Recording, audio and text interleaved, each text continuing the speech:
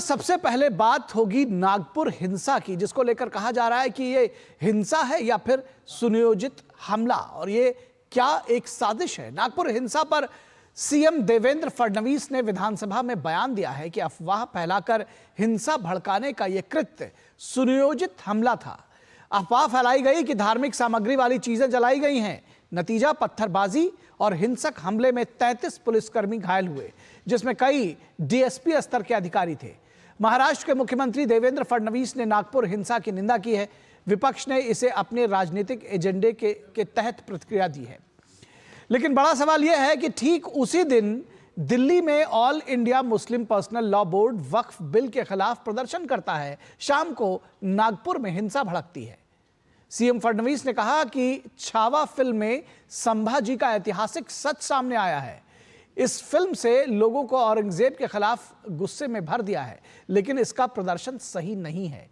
CM ने कहा कि कानून व्यवस्था बनाए रखने के लिए मैं सभी से अपील करता हूं, किसी ने दंगा करने का प्रयास किया तो बगैर उसके मजहब देखे सख्त कार्रवाई की जाएगी।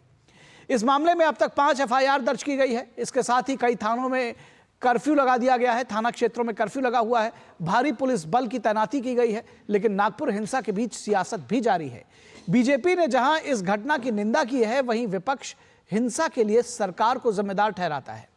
बीजेपी सांसद दिनेश शर्मा ने कहा है कि यह घटना निंदनीय है। देश में औरंगजेबी सोच अब खत्म हो रही है, लेकिन विपक्ष औरंगजेब को बार बार जिंदा करना चाहता है।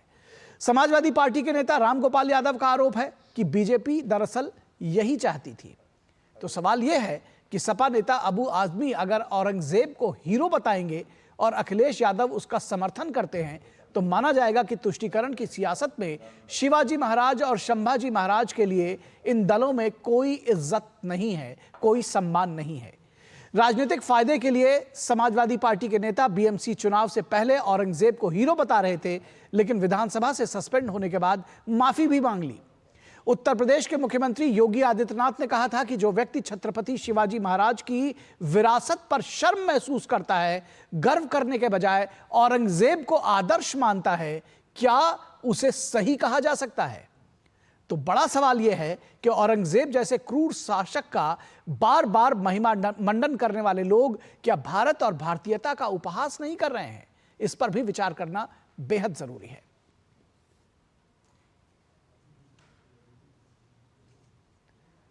तो कई सारे सवाल खड़ा करती है ये रिपोर्ट। आपने सुनी कि अगर औरंगजेब का महिमा मंडन होता है तो क्या भारत और भारतीयता के खिलाफ या उस मानसिकता का परिलक्षित नहीं होती है? इस पर भी समझने की जरूरत है, इस पर विचार करने की जरूरत है। महाराष्ट्र के सीएम देवेंद्र फडणवीस ने क्या कुछ कहा कि स्थिति पर नियंत्रण कैसे पाया गया है और क्या कुछ कहा है उन्होंने, आइए आपको सुनाते हैं। 11 पोलीस ठाण्याच्या हद्दीत संचारबंदी लागू करण्यात आलेली आहे। एंट्री पॉइंटवर नाकाबंदी या तहसील कोतवाली, गणेशपेठ, पाचपावली, लकडगंज, शांतीनगर, सक्करदरा, नंदनवन, इमामवाडा, यशोधरा नगर, कपिल नगर या ठाण्यांचा समावेश आहे। एसआरपीएफच्या 5 तुकड्या या ठिकाणी तैनात करण्यात आलेल्या आहेत। राज्याच्या पोलीस महासंचालकांनी सर्व सीपीएसपी यांची व्हीसी घेऊन राज्यभर कायदा आणि सुव्यवस्था राखण्याचे निर्देश दिलेले आहेत। वहीं महाराष्ट्र के डिप्टी सीएम एकनाथ शिंदे ने घटना की पूरी जानकारी दी और कहा कि इसके लिए जो भी जिम्मेदार है उसके खिलाफ सख्त कार्रवाई की जाएगी, किसी को बख्शा नहीं जाएगा। कौन है ये औरंगजेब? कौन था? ये क्रूर शासक था। ये कोई संत था क्या? कोई महात्मा था क्या? ये हमारे महाराष्ट्र के ऊपर आया हुआ दुश्मन था। ये महाराष्ट्र का दुश्मन, देश का दुश्मन था। उसने हमारे मंदिरों को तोड़ा, मंदिरों को ध्वस्त कर दिया, माँ बहनों की इज्जत लूटी। यहाँ पर हमारे छत्रपति धर्मवीर संभाजी महाराज को धर्म छोड़ने के लिए अनन्वित उनका अत्याचार किया। 40 दिन उनकी खाल उधेड़ दी, गरम पानी डाला, गरम तेल डाला, नमक छिड़क दिया, आंखों में गरम सलिया घुसा दी, उनकी जबान नोच दी, उनकी नाखून नोच दिए। इतने कितने अत्याचार किए, फिर भी हमारे राजा झुके नहीं। औरंगजेब जीतकर भी हार गया। और कांग्रेस नेता प्रमोद तिवारी इसे राजनीतिक प्रतिद्वंदिता बताते हैं। क्या कुछ कहा उन्होंने, आइए आपको सुनाते हैं। बिल्कुल, मैं उप मुख्यमंत्री जी की बात से सहमत हूँ। एक साजिश ध्यान हटाने के लिए जो 48 लाख मतदाता पार्लियामेंट और असेंबली के चुनाव में बढ़े, ध्यान हटाने के लिए जो एपिक नंबर, एक पहचान पत्र के कई मतदाता मिले, ध्यान हटाने के लिए जो वायदे किए थे पूरे न कर पाने के लिए, और कहीं मुख्यमंत्री के गृह जनपद में क्या बहुत खुश हैं उनसे शिंदे साहब, हटा दिए गए मुख्यमंत्री पद से। क्या कोई राजनीतिक प्रतिद्वंद्विता की वजह से तो नहीं हो रहा है? और समाजवादी पार्टी के नेता रामगोपाल यादव का आरोप है कि भाजपा दरअसल यही चाहती थी। बीजेपी ये चाहती तो हो गई, कौन करवा रहा? सर, इसके लिए किसको जिम्मेदार मान रहे हैं? मैं कह चुका हूँ बीजेपी यही चाहती है तो वही हो रहा है।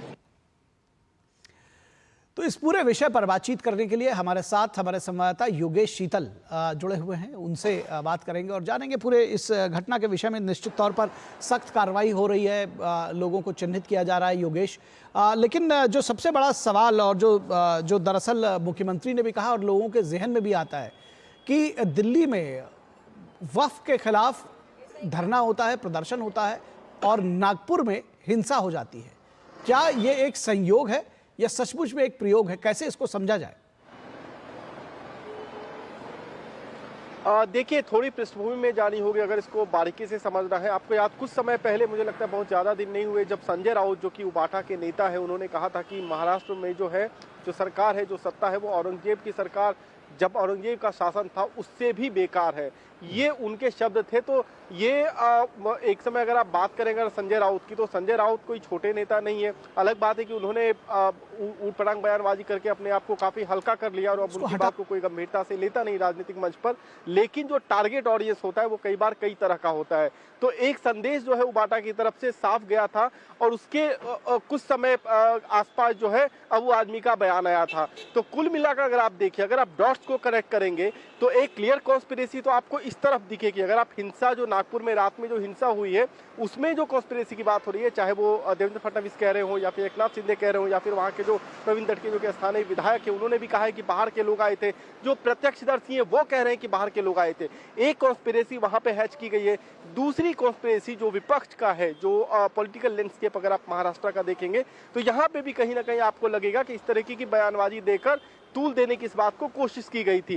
अब जो हिंसा हुई है, जो देर शाम हिंसा हुई जिसमें करीब 40 के करीब जो है पुलिसकर्मी घायल है, जो निजी और सार्वजनिक संपत्ति है उसको नुकसान हुआ है, डर का माहौल वहां पर बनाया गया है जो कि नागपुर में आमतौर पर नहीं देखने को मिलता है। एक सुरक्षित शहर माना जाता है, उप राजधानी जो है वो महाराष्ट्र का है। तो इन सब चीजों को अगर आप देखेंगे तो कहीं ना कहीं आपको लगेगा कि चीजें जितनी सामान्य ऊपर से दिख रही है उतनी सामान्य नहीं है। और अलग अलग डॉट्स को अगर आप कनेक्ट करेंगे, जैसे कि अभी जो आपने जो बाइट्स जो आप सुनवा रहे थे अलग अलग नेताओं की, अलग अलग पार्टियों के, चाहे वो समाजवादी पार्टी हो, कांग्रेस हो या फिर अन्य पार्टियां हो, अगर आप इनके बयान को भी देखेंगे तो आपको एक तरीके का लय दिखेगा कि ये पहले से ही लगेगा आपको कि कुछ ना कुछ जो है वो सेट पहले से ही किया गया था और उसी अलाइनमेंट के हिसाब से हर जगह बाइट्स आ रही है कि ध्यान भटकाने के लिए ऐसा किया जा रहा है, नागपुर में जानबूझकर ऐसा किया जा रहा है। क्योंकि अगर आप औरंगजेब की अगर आप कब्र की बात करेंगे तो उसका नागपुर से कोई लेना देना नहीं है, वो छत्रपति संभाजी नगर वो पूरा का पूरा। तो क्या ये नागपुर में, क्या इसको योगेश ऐसे भी समझा जा सकता है कि आरएसएस के 100 वर्ष पूरे हो रहे हैं? ऐसी बात कही जा रही है कि प्रधानमंत्री मोदी जो शुक्ल प्रतिपदा के अवसर पर आरएसएस का जो मंदिर है उस पर भी जा सकते हैं। फिलहाल वो कार्यक्रम अभी तो नहीं पता है, लेकिन इस तरह की बातें आ रही हैं और कम से कम नागपुर को इस पूरी हिंसा में घसीटना, कहीं इसका भी एक संदेश देने की कोशिश की जा रही है? क्योंकि जो विपक्षी दल हैं, आपने उनकी बातें तो सुनी ही।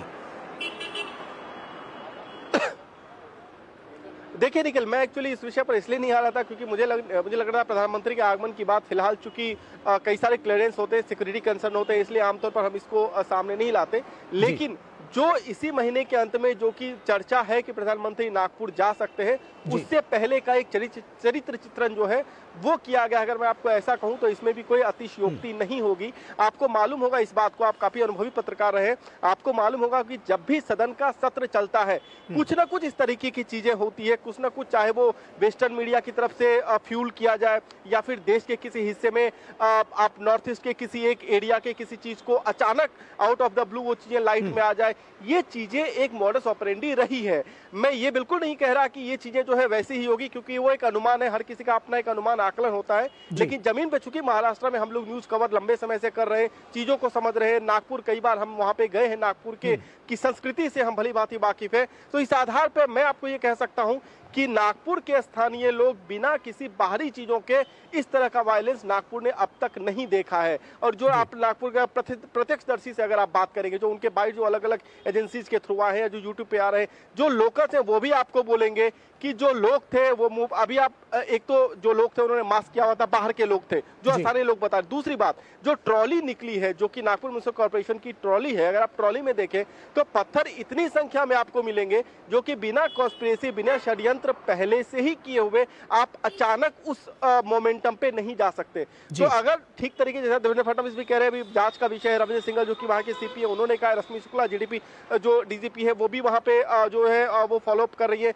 तो कुल मिलाकर जो है अगर एक बड़ी कॉन्स्पिरेसी सामने आती है कुछ समय के बाद, तो मुझे नहीं लगता कि इसमें किसी तरह की चौंकने की आवश्यकता होगी। जी, निश्चित तौर पर। और जिस तरह से आपने कहा, जाहिर तौर पर जो पिछली घटनाएं हैं, जो इतिहास है, उससे चीज़ों को, उससे कंक्लूजन ज़रूर ड्रॉ किया जाएगा। तो आपने कहा कि अगर नागपुर का इस तरह का इतिहास नहीं रहा है, नागपुर के लोगों का ऐसा जो माइंडसेट नहीं रहा है, तो जाहिर तौर पर आखिर इसमें कौन ऐसे लोग थे जिन्होंने इस हिंसा को भड़काया। और जो आपने कहा ना कि ट्रॉली भर करके लाई गए पत्थर, तो आखिर कौन ऐसे लोग थे जो इस कॉन्स्पिरेसी को उन्होंने आगे किया, इस पर ज़रूर आगे जांच होगी और पता चल सकेगा। फिलहाल बहुत शुक्रिया इस तमाम बातचीत और जानकारी के लिए योगेश शीतल।